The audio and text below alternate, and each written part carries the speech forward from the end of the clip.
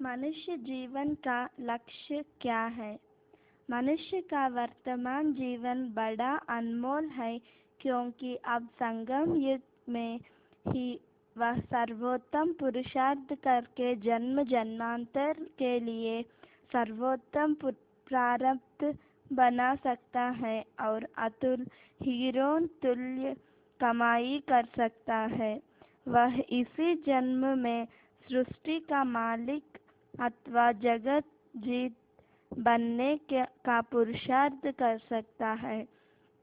परंतु आज मनुष्य को जीवन का लक्ष्य मालूम न होने के कारण वह सर्वोत्तम पुरुषार्थ करने की बजाय इसे विषय विकारों में गंवा रहा है अथवा अल्पकाल की प्राप्ति में ही लगा रहा है।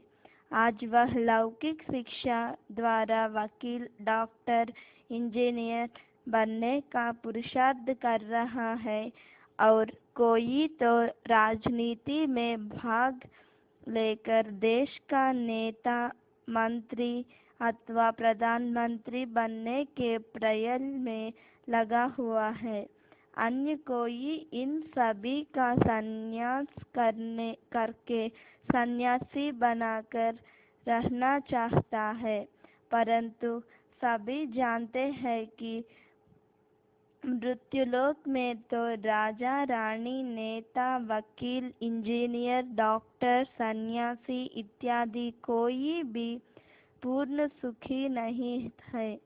सभी को तन का रोग, मन की अशांति, धन की कमी, जनता की चिंता या प्रकृति के द्वारा कोई पीड़ा, कुछ न कुछ तो दुख लगा ही हुआ है।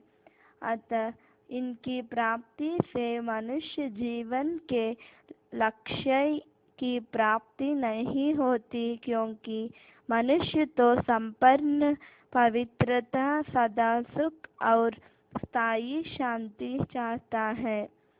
चित्र में अंकित किया गया है कि मनुष्य जीवन का लक्ष्य जीवन मुक्ति की प्राप्ति अथवा वैकुंठ में संपूर्ण सुख, शांति, संपन्न श्री नारायण या श्री लक्ष्मी पद की प्राप्ति ही है, क्योंकि वैकुंठ के देवता तो अमर माने गए हैं। उनकी अकाल मृत्यु नहीं होती, उनकी काया सदा निरोगी होती है और उनके खजाने में किसी भी प्रकार की कमी नहीं होती। इसीलिए ही तो मनुष्य स्वर्ग अथवा वैकुंठ को याद करते हैं और जब उनका कोई प्रिय संबंधी शरीर छोड़ता है तो वे कहते हैं कि वह स्वर्ग सिधार गया है। इस पद की प्राप्ति स्वयं परमात्मा ही ईश्वरीय विद्या द्वारा कराते हैं।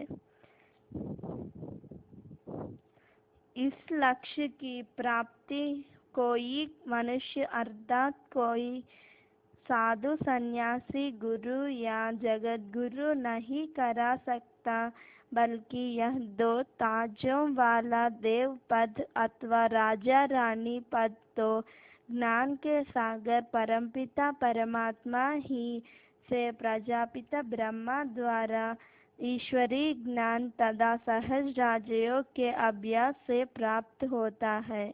अतः अब जबकि परमपिता परमात्मा ने इस सर्वोत्तम ईश्वरीय विद्या की शिक्षा देने के लिए प्रजापिता ब्रह्म कुमारी ईश्वरीय विश्वविद्यालय की स्थापना की है, तो सभी नर नारियों को चाहिए कि वे अपने घर गृहस्थ में रहते हुए अपना कार्य धंधा करते हुए प्रतिदिन 1-2 घंटे निकालकर अपने भावी जन्म जन्मांतर के कल्याण के लिए इस सर्वोत्तम तथा सहज शिक्षा को प्राप्त करें।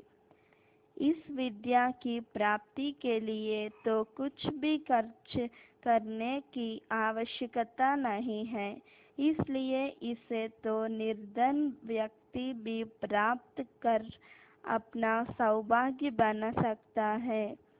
इस विद्या को तो कन्याओं, माताओं, वृद्ध पुरुषों, छोटे बच्चों और अन्य सभी को प्राप्त करने का अधिकार है, क्योंकि आत्मा की दृष्टि से तो सभी परमपिता परमात्मा की संतान हैं।